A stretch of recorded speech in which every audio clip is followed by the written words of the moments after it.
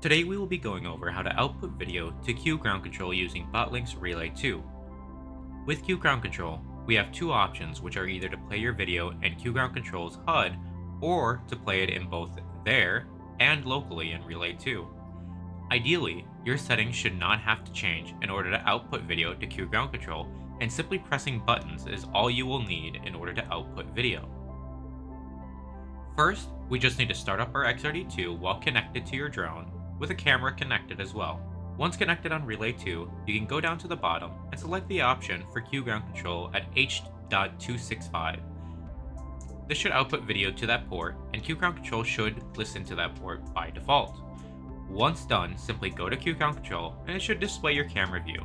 You can change the quality of the stream to your liking to reduce the amount of data you're using on your XRD2, as well as keep it a bit cooler during flight compared to 1080p at 60 FPS. The next thing you can do is utilize local playback at the same time as viewing it in QGroundControl. It will still output to H.265, so if you could see it before, you should be able to see it now as well. And that is how you output video to QGroundControl using Botlink XRD2 and Relay 2 app.